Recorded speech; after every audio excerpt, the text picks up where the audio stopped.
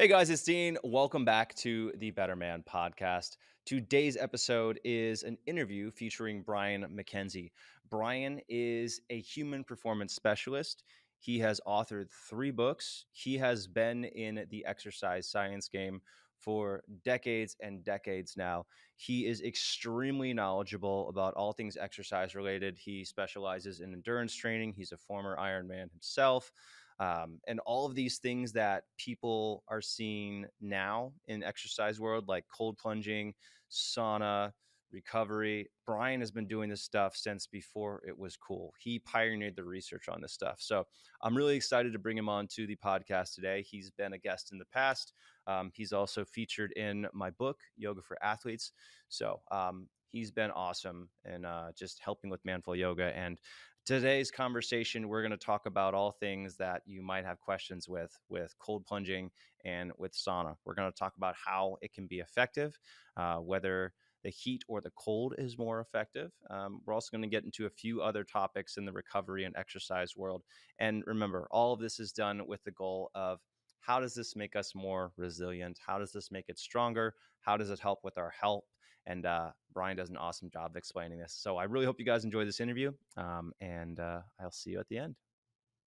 Hey guys, it's Dean. Welcome to the Better Man podcast. I've got Brian Mackenzie back again to help me understand exercise science. So thank you. You're welcome.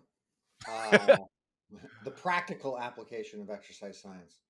Yes, and specifically here, I want to talk today about cold water immersion and sauna. Yeah. So, from a from an everyday wellness perspective, for someone who is not training to be, in the MLB, who isn't training to win the Ironman competition or set enormous records, but just wants to build strength, wants to live a long, healthy life where they are as independent for as long as possible and they feel good in their bodies.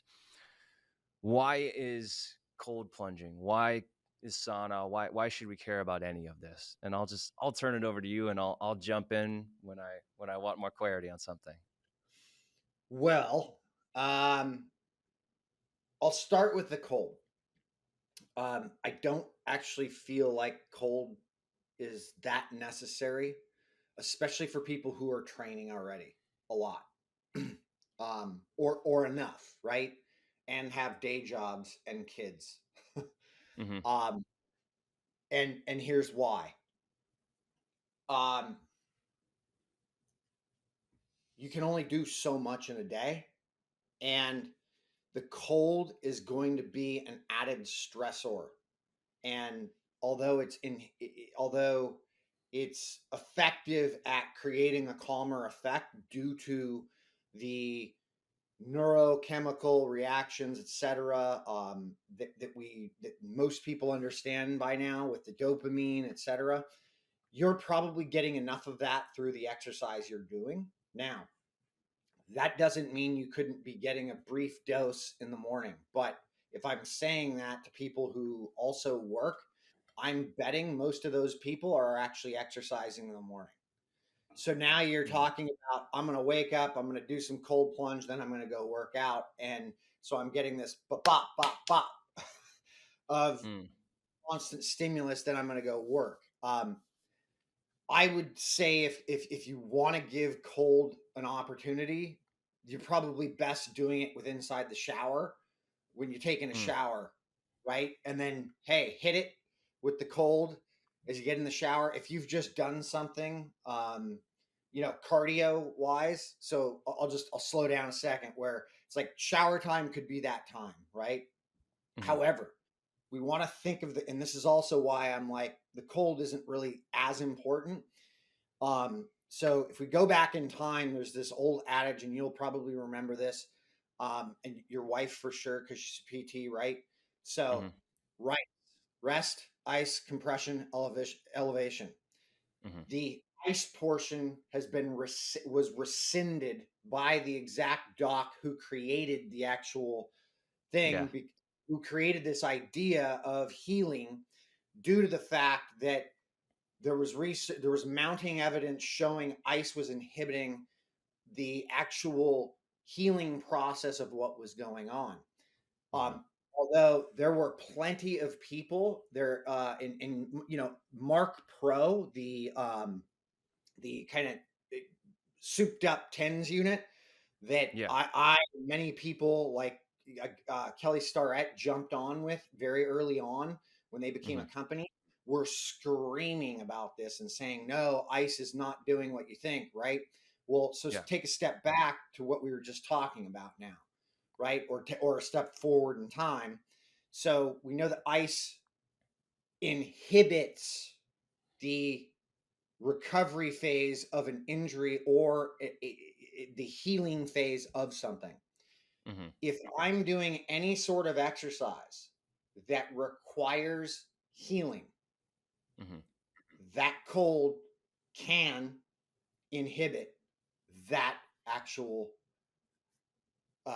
exercise that the thing we were actually attempting to like create an adaptation to, right? So Right. we're not interrupting something. But here's the interesting part. You could still do some cold in the shower or even in a cold plunge. It's just loaded short dose, like less than Mm. 30 seconds, right?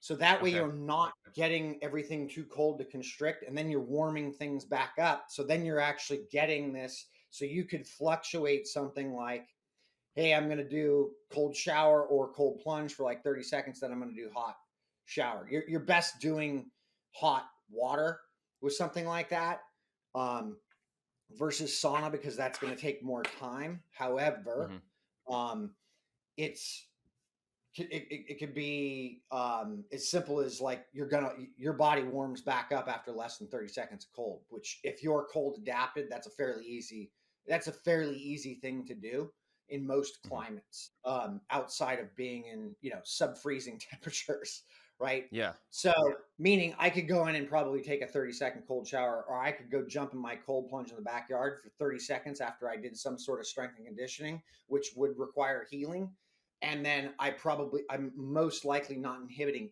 anything so long as Okay. I'm warming my body warms back up.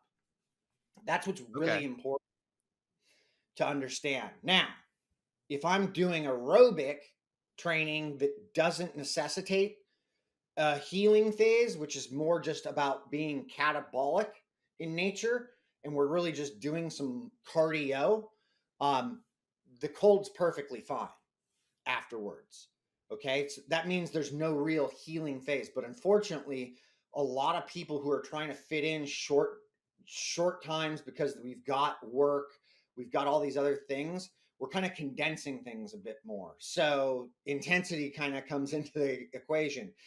If I'm doing sprints, guess what? Healing now comes into the equation. I'm now Okay. talking. It's not something that's just simply this kind of low level catabolic exercise effect, if that Mm-hmm. makes some sense. Yeah. So then the other question, because everyone talks Yeah. about, so I knew this. So I know, so okay, so if you do strength training, right, you're trying to build muscle, Yeah. the act of Yeah. working out, the act of resistance training provides the stimulus that you need to actually build muscle. And then when you jump in the cold plunge afterwards and you stay there for 5 minutes, you basically turn that off. Okay, so we know no resistance training and cold plunge right afterward because you're just kind of canceling it out. Great, you're building willpower, you're building consistency and exercise, but you're not getting stronger. So with cardio, good to jump in because a lot of, stress on the joints, just more, whatever we call it, catabolic, as you said, then you're helping to recover more quickly. But what about yoga? What about that's what I haven't heard anything about. So what if you're doing like let's say I do a 30-minute kind of restorative focus, just doing some, laying on my back, doing some strap stretches, doing a long held pigeon, doing some down dog, not doing like a power yoga high intensity thing. Is cold plunge afterward a good idea, or is there some healthy inflammatory response that happens after I do those restorative stretches that I wouldn't want to inhibit with cold immersion? My experience with this says the more beginner you are, the less you want to go cold expose after that.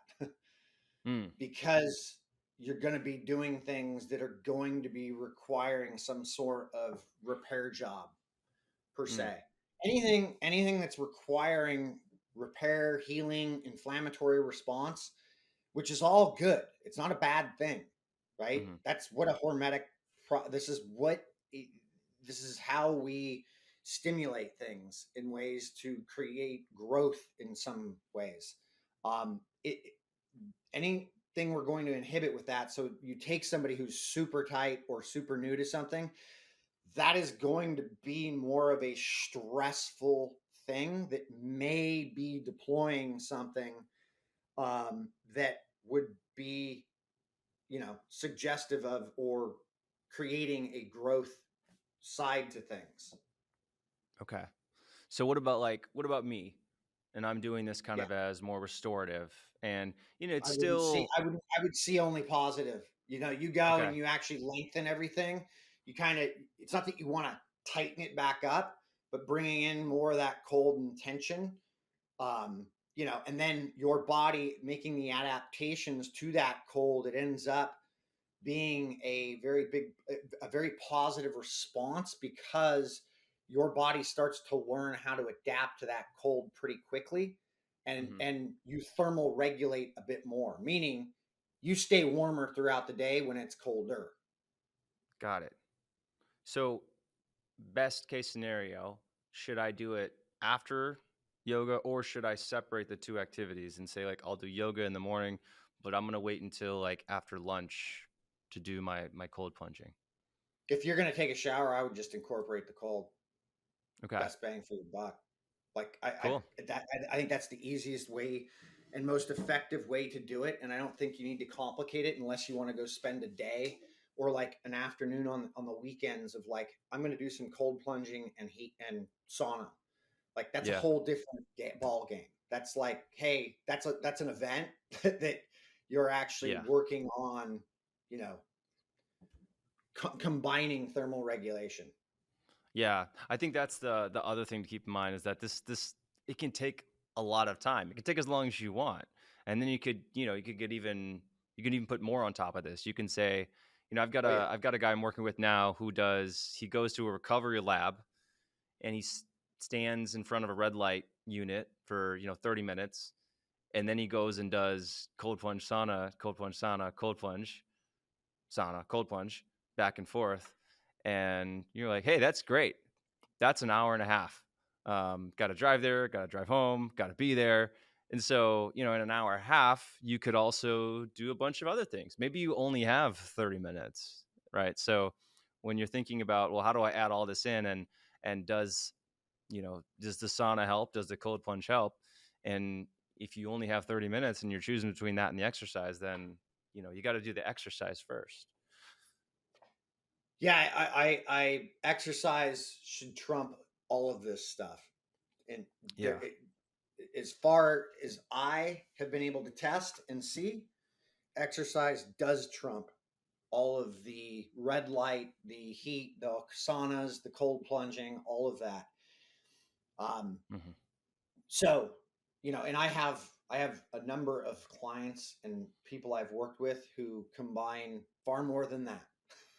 Yeah. And it's literally, okay, this day we're in the hyperbaric chamber and we're doing this training. This day we're doing hypoxia and you're, doing this sort of training. And Hmm. you're going to hit this at night. You're going to do this red light thing at night. Like what, it's just like, it's a lot. Yeah. Yeah. It seems like a lot. So cold plunging. Oh, I had my question, and I totally lost my train of thought. Give me a sec here. Let me figure out where I was going with this. Um, Yeah, and I mean, don't let this. You can keep thinking, but don't let this deter you from if you think or want to try the cold. Go ahead, start with a shower. Your cold 50 something degree shower is plenty cold enough because there's you have no way to create an insulative barrier that mm, it's going to drop your temperature pretty quickly. And just starting off with something like 30 seconds and being able to control your breathing with inside that 30 seconds is is a great way to start, and then bring in the heat, and then bring in the warm shower, and then repeat that. And your body will learn from that short little duration, that process of that. And it's a very effective way at creating those things that everybody's, really trying to get out of freezing cold temperatures, which will easily give you all of those things in a very short period of time, right? Mm-hmm. I just think most people have jumped on it because they feel so good coming out of it Yeah, that it's now because you're. become this long, like, oh, let's do 5 minute cold plunges. And like, I remember when we were doing that 15 years ago. And, you know, then it was like, okay, so what's the outcome of this? Am I any more fit? No, I wasn't any more fit. I wasn't any healthier. It didn't Mm, do, it wasn't creating any more health parameters around things. I still sleep. I'm still warm when I sleep. I barely use a sheet in my bedrooms in the 60s. Right. So I mean, I've learned to, I'm in minimal clothing as much as I can. I'm in bare feet as much as I can. Even though I'm in Southern California, even like through winter, etc. I try to remain, in a place where I can attack that kind of cold mm-hmm. adage. You don't Cold isn't exactly just getting into a cold plunge or ice water.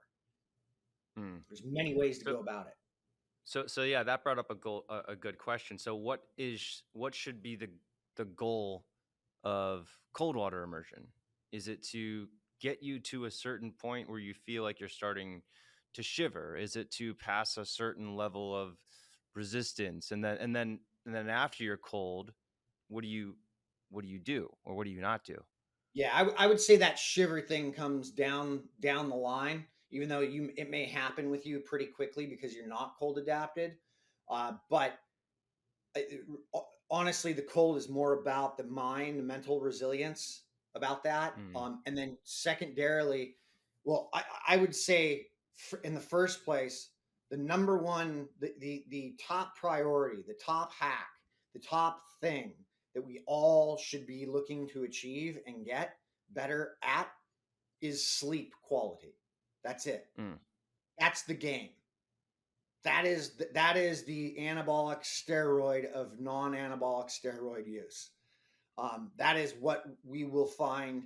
It's wild what I can see with clients because I track a lot of this stuff like sleep quality metrics.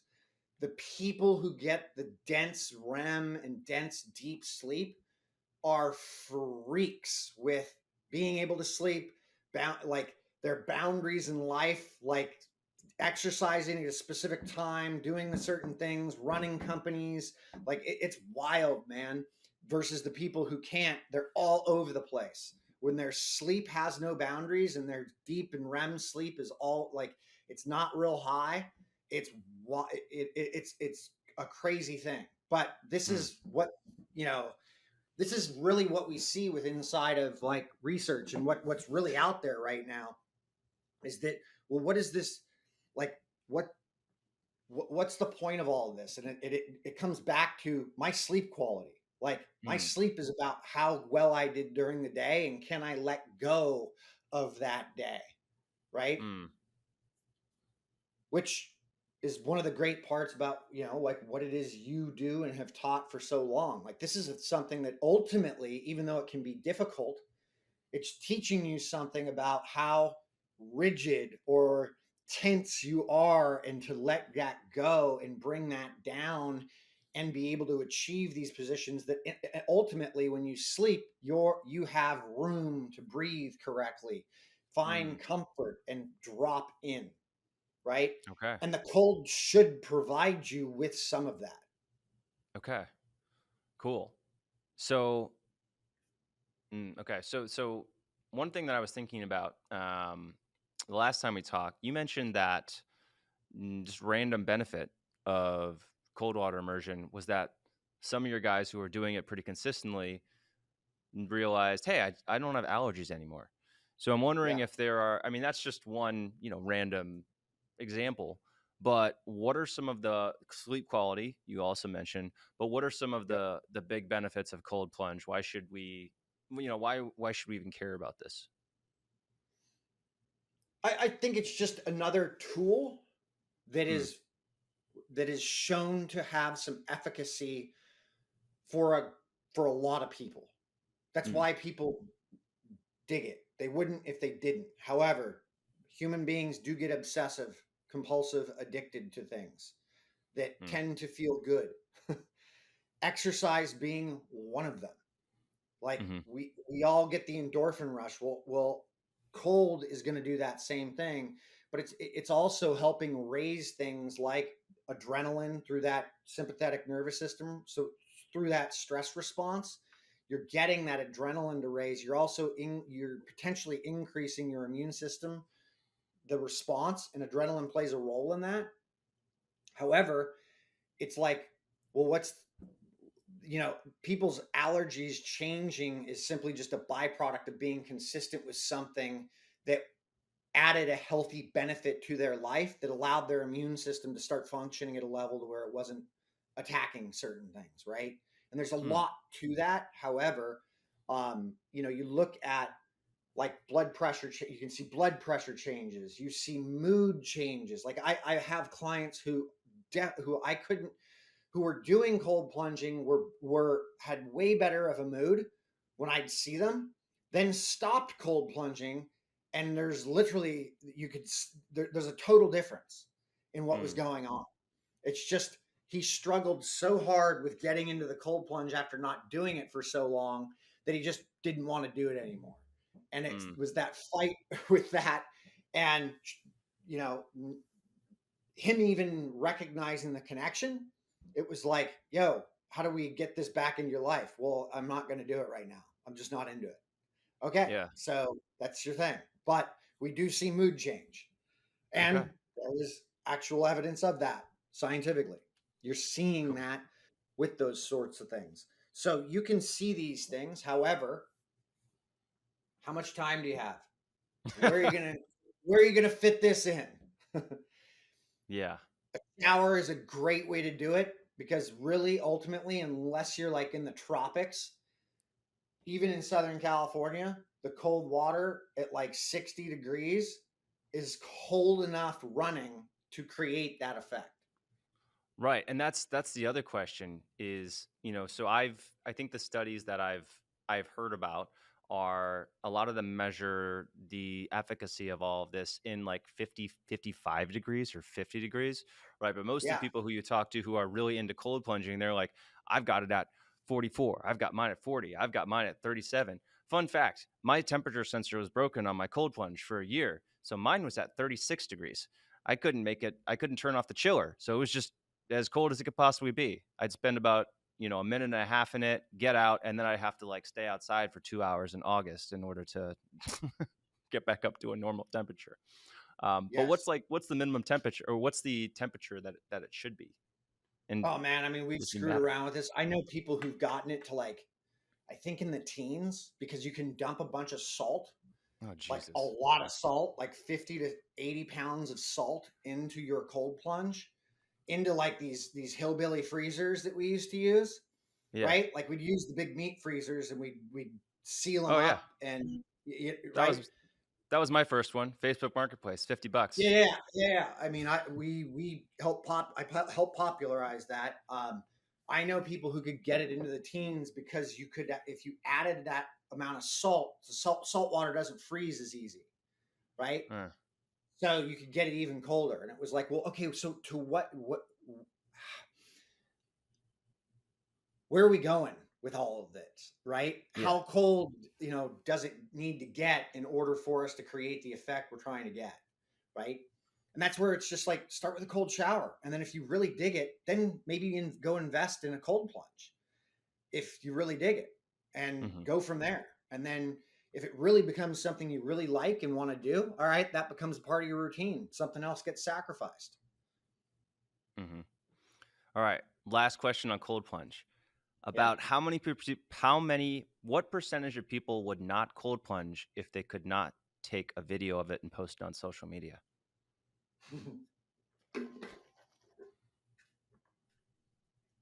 I'd say probably close to half. All right. Yeah. Fair. I mean, Um, if I the remember coach when I ones that is not first, recorded doesn't happen.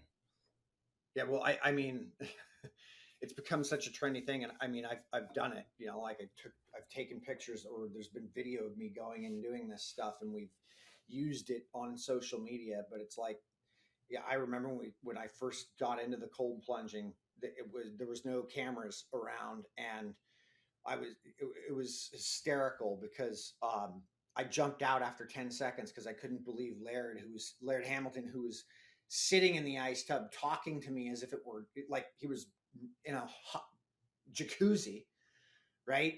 I'm like, oh, I can do this, no problem. And I got in and I literally jumped out within 10 seconds, and he was laughing on the ground. And I was literally so determined to be able to last the 3 minutes that he did.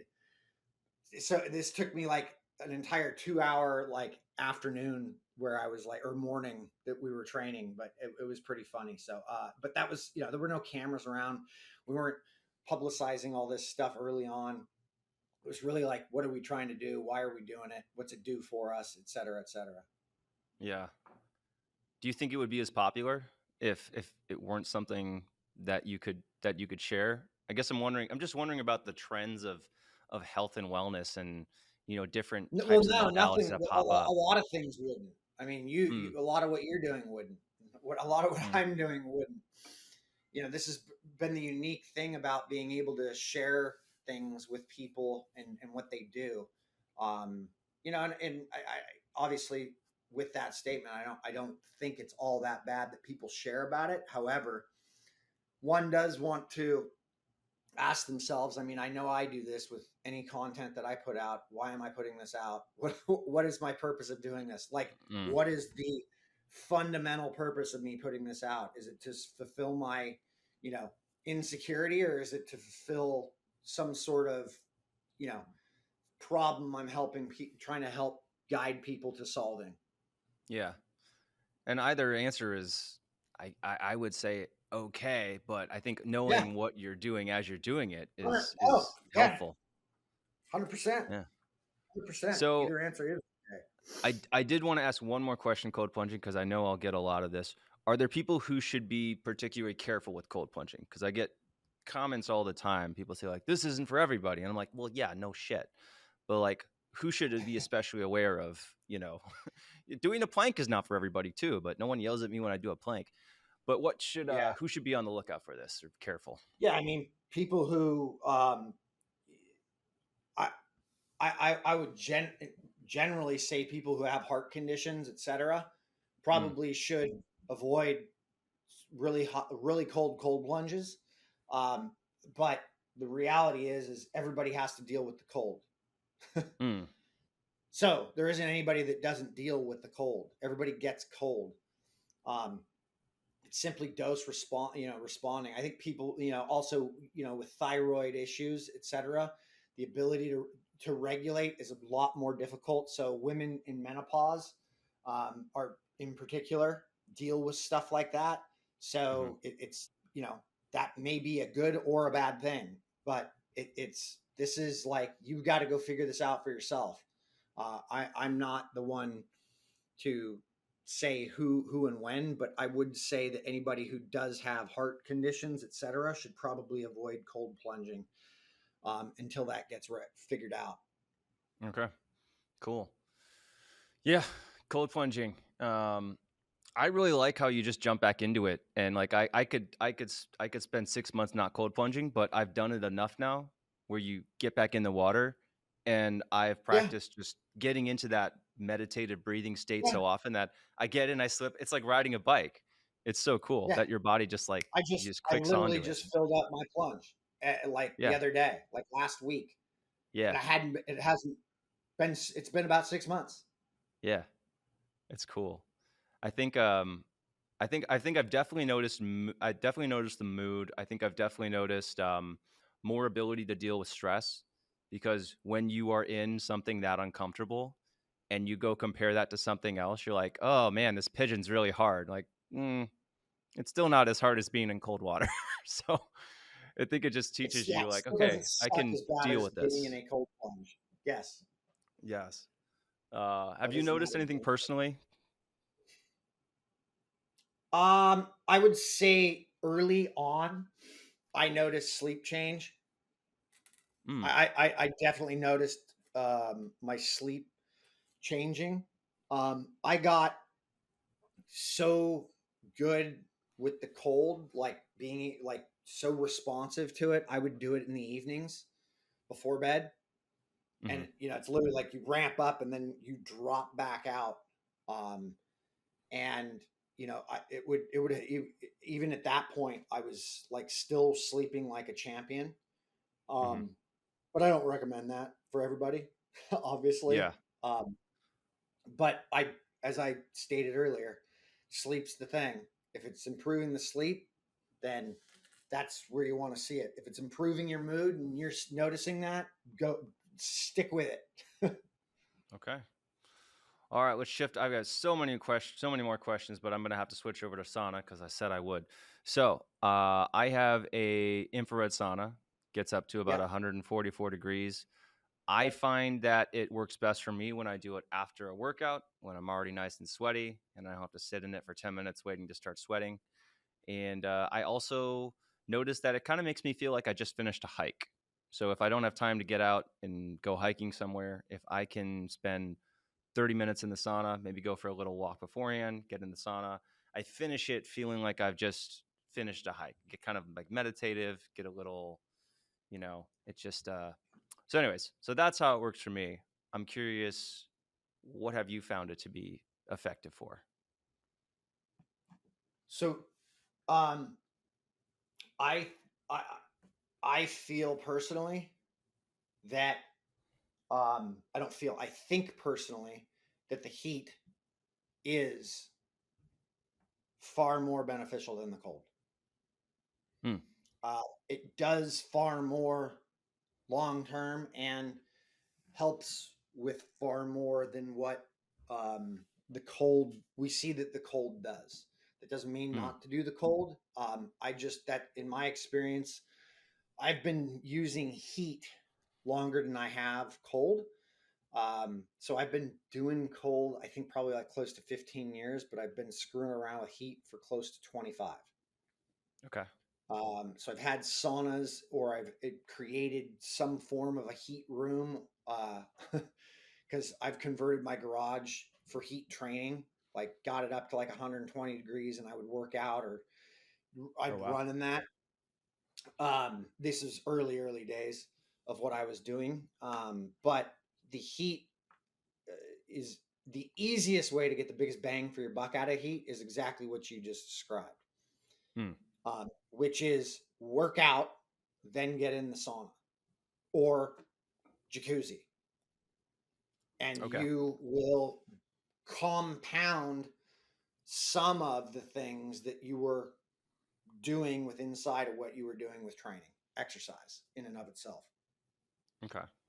What does it what does it do? Why is it helpful? Um, well, so we know that it release heat. You're basically dealing with heat shock proteins.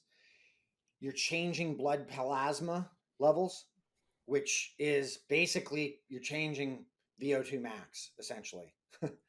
Hmm. So yeah, there's so heat training has a lot of crossover with has some crossover or complementary aspects to it that altitude training would. In fact, you could probably if you didn't do heat training versus if you did do heat training and then you went up to high altitude, you would you would most likely not experience you would not experience the exact same situation. Hmm. So The when you say lack of heat heat training, training, yeah. when you say heat training, are you talking about just being in the heat, or are you talking about exercising in the heat? Nope. I mean, go get in the heat after you've worked out. That's heat Okay. training. Cool. Now, you could increase that if you actually wanted to exercise in the heat, which is not a hard thing to do. You just do like, 3 to 10 squats every minute. Okay. and watch what happens after about 10-15 minutes, right?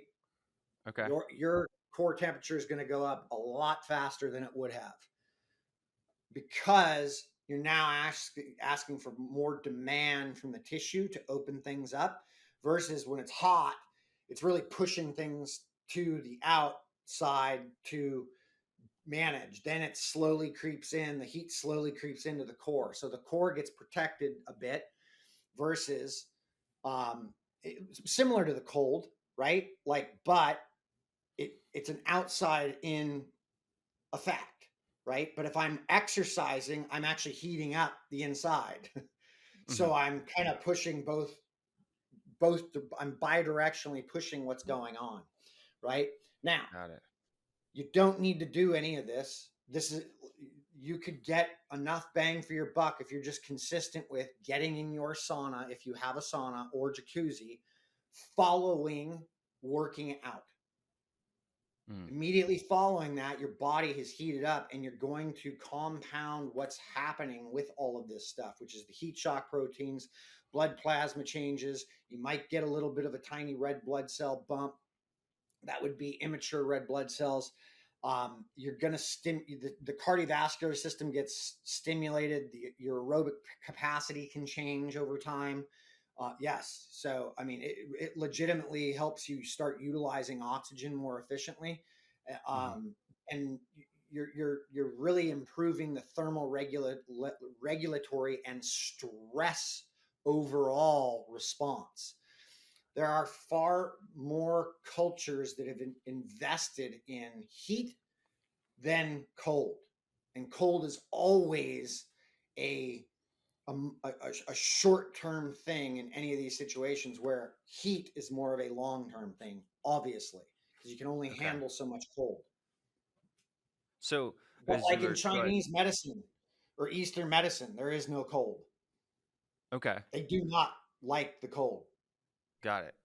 So just so I understand, because I'm this is not the science of exercise is science in general find difficult. So but this adds more stress to the workout. So this takes your workout and it kind of prolongs the workout. So we wouldn't really consider this. So like doing your normal hour long workout and then going into a sauna afterwards isn't the same as taking a nap or getting a massage or restoring your body. This is just making Dude, it more okay. correct.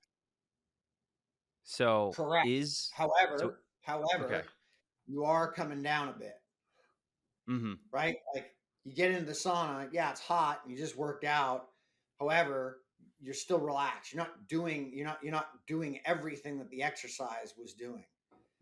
You're compounding the thermal regulatory training that you're pushing for that moment. You just got into a hot box. Your body is now shifting gears to manage that heat. But because blood flow and vasodilation is high at that point, it's Mhm. very hard to combat that. So you're getting blood plasma changes that are occurring. You're getting hormonal and cellular responses that are now um, complementary to what were happening during exercise. Okay. So I think I had always assumed, or maybe I'd read somewhere, that using the sauna helps with circulation, which helps with speeding up recovery, getting nutrients into your bloodstream, routing that more effectively, recovering more quick. Is that a thing, or am I making something up in my head? No, no, no. I mean, it's happening, but you're doing that with exercise. Okay. Just so we're clear, Yeah. exercise is doing that. Okay. You're seeing, depending on what you're doing, if it's just lifting, you're probably not working on the capillarization of anything. But if you're conditioning at all, you are. Okay. Blood flow increases, you're moving more nutrients around. This is what exercise in general, even strength training, will do: is move, get blood flow, get the heart pumping more. Hmm. It'll break down muscles to rebuild them. It'll create short-term inflammatory responses that, we people think of inflammation as a bad thing. It's not. That's healing. That means Mm. you're healing. So there's some sort of healing that's going on to something you're doing. Um, So the heat is going to play a role in extending that out a bit more, but not maybe in the destructive per se manner that the exercise you were just doing was facilitated. So like if you were doing CrossFit before you jumped into the sauna, it ain't the same thing, just so we're Yeah. clear. Yeah. But you're going to probably enhance what you did with the CrossFit or what you were doing with the training. Mm. You're just extending that out Okay. So what if without you were to, without inhibiting things. okay, got it. So what if you're doing sauna on like off day? How does that fit into all of You're this? you're I mean, you're basically looking at something that's kind of it's not kind of that is dealing with thermal regulation. So you're dealing with heat. Your Hmm. body has to deal with that. Um, that is a thermogenic effect that your body is vasodilating. It's making blood plasma changes. You're sweating. Your respiration rate will end up increasing. You're making hormonal and cellular changes. Heat shock proteins are releasing. You're dealing with this with the things that the heat is requiring, but it's not as compounded or as extreme as it would have been after working out. Okay. If I've worked out, so you're probably going to be getting more of a relaxing effect after it. Okay. So if I've got an hour on my off days, let's say I do my big workouts, my resistance training workouts Monday, Wednesday, Fridays, Tuesday, Thursdays, maybe one day on the weekend, I like to do my longer yoga workouts. I do cold plunging in the morning on those off days. I found that I really don't like doing cold plunging every day, but 3 days a week seems to be working for me right now. So if I've got an hour on those off days to do a combination of yoga, some sauna, um, walking, maybe some low intensity exercise, how would you stack that? I'm asking an artist to like make a, because there's so many different ways you could do it, and I'm I, sure I they would would all I, be. I would probably do the cold and heat. Like I would go and do the exercise, the low level exercise, then I would jump into the sauna and go Mhm. as long as I could, then do a small cold plunge, then go back in the heat if I had some time still, and then just do a quick dip into the cold to close my pores down. Um, Mm. uh, Okay. that would be most. That would probably be how I would do that. Okay. Okay. That sounds like a great day. Yeah, Yeah, that sounds great. Um, cool. All right. That's good. Selfishly, I started this. I told you before I started recording, but selfishly, I'm using this as a way for me to understand how to fit sauna and cold plunging into my own my own weekly workout schedule. So, yes, yes, um, yes. I get it. you know, I also. It's really just taking the time. Like, I mean, if people really want to understand this stuff, it's like look at the physiology of what's happening in either of these things, okay? And then how does that work inside, or where are the complementary or non-complementary aspects of what it is I also do? Exercise. What sort of exercise? Cardio, CrossFit, strength training, whatever, yoga.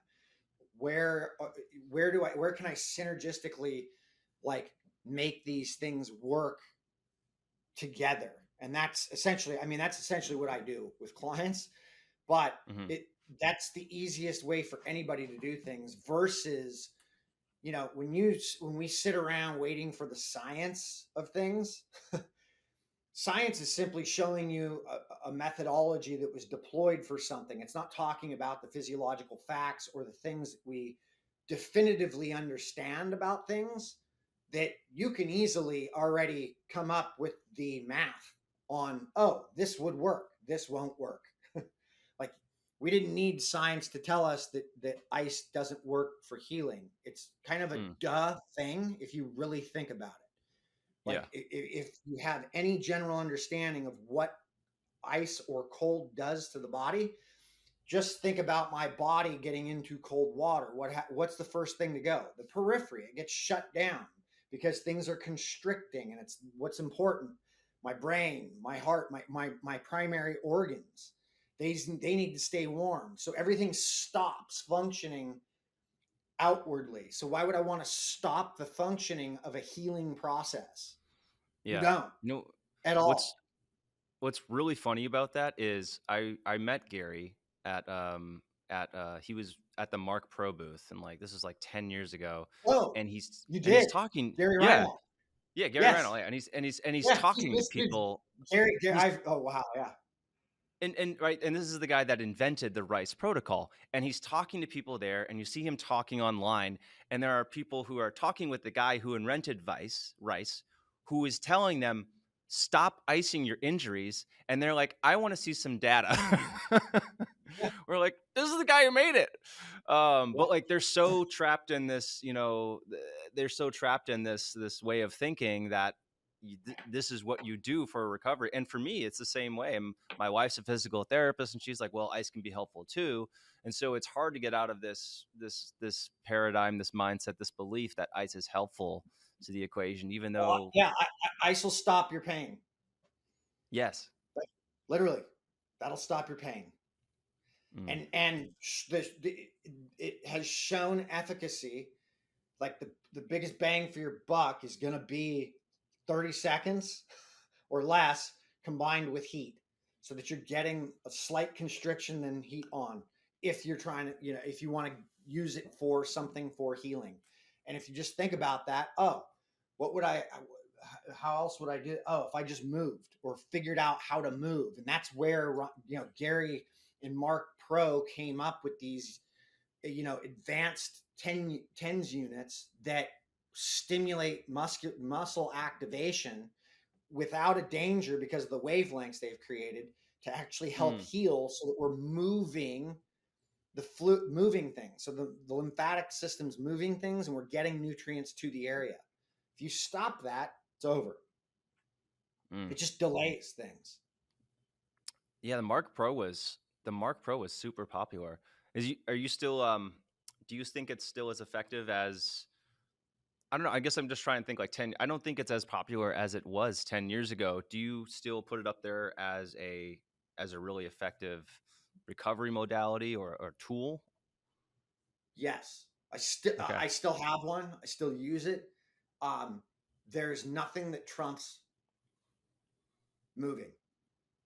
So like Okay. one of my business partner, Brian, who lives in San Antonio, rolled his ankle. So he sprained his ankle. And I was like, dude, go wrap that with a band and go do some lunges or do things that put that ankle into full range of motion. So, I learned probably, fuck, man, like, sorry, excuse me. I You're learned good. probably like 20 years ago. I had like a grade 3 sprain on my ankle, and I was supposed to go run this event, and we wrapped it with a band, right? Mhm. And I was able, like, literally what I was not able to walk on, I could run on with that band, because that band supported what was not supported, and allowed me to move through range of motion. And I'm not saying go out and run with the injury, but moving Mm, was it accelerated things to where that grade 3 sprain, which is terrible to get on an ankle. It's like almost worse than a break, because mhm. the ligaments are now stretched, everything's out of place. It's a mess. Um, I was able to, I was functional within 3 days, Mm. like back at training, able to do things, etc. Um, but I had to have some band on there in order to be able to move. So it was supported until the body totally healed everything within like the next month. Okay. And so the Mark Pro fits into this as something that facilitates movement through the 10 stimulation. Yeah. So the Marc Pro, if I'm not moving, it's actually just pulsing and having the tissue it's activating the tissue and creating that response to get the lymphatic system to move things and the tissue to be moving without any damage being done to the tissue. So it could go on. Like I had a hip replacement done. I literally had that Marc Pro on like almost 8 hours out of the day. Oh, wow. And it didn't do any damage. It helped flush things and get all that fluid moving and things moving in order to get the healing process to continue to ramp up. Okay. I got to get mine back out. I have it. I just haven't used it in a while. Yeah, I mean, if you don't have an injury, you probably wouldn't think about it. But if I have one and I train fairly, hard, dude, throw that thing on. That'll help your legs or whatever you've trained recover. Okay. Big time. Cool. Normatec? Use Normatec at all? I don't, but there's same sort of scenario. Okay. Yeah, I have the small one for the lower legs, so only for the calves. But Yeah. my thighs are still small enough that I can wrap it around. So I do both. I do my thighs and my calves at once. And if my knees are a little annoyed, I've been using that recently. I couldn't use it before because it made too much noise, and we lived in a smaller house, and my wife thought that it was waking up the baby, so she would give me side evil eye if I was using it. But now Yes. we're in a good point in our relationship where I can put that on and she doesn't hate me. So I use that now. Yeah. That's awesome. Yeah. Normatec is sort of the same principle. Okay. It's it's contracting, relaxing, and it's moving things through.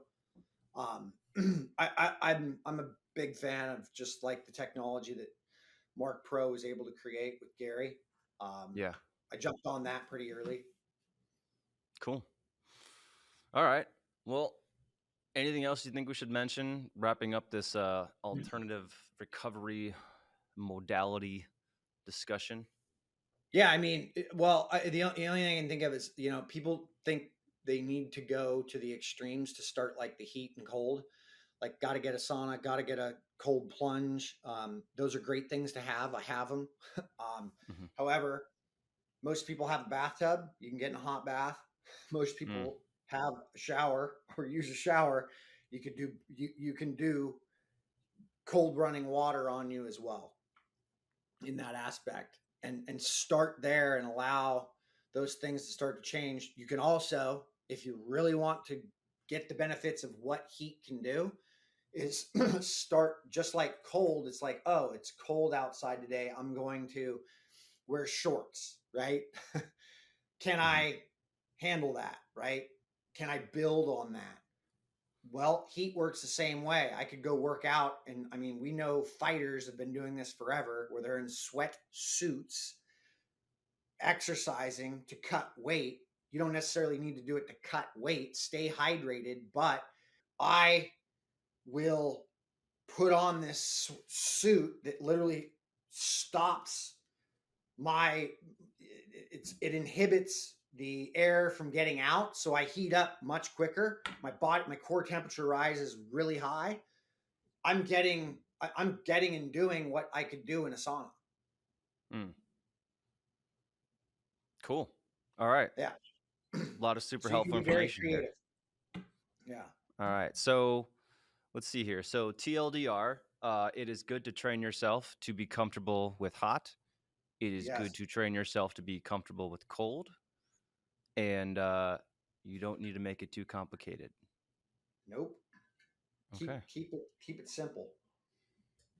Cool. Then All right, as you Brian. get really good with it, make it more Then do more. complicated. All right, sweet.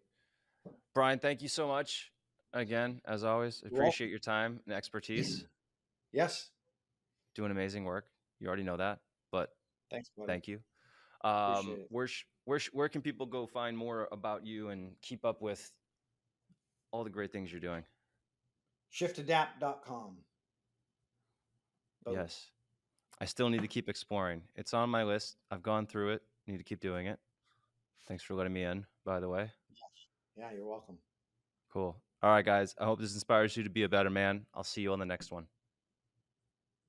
All right, guys, I hope you enjoyed that interview. Once again, Brian Mackenzie is a human performance specialist. You can go to his website at brianmackenzie.com. You can also check him out at Shift Adapt. That is where you can work with Brian and his team.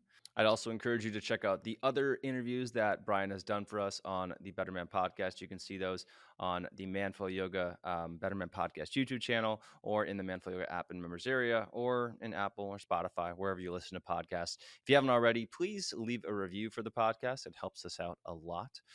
If you're already part of the Manful Yoga community, thank you for being here. These guys, these episodes are made for you guys, so I hope you're enjoying. If you're not already part of the community, you can learn more and sign up at manfulyoga.com/join. Free 7-day trial there.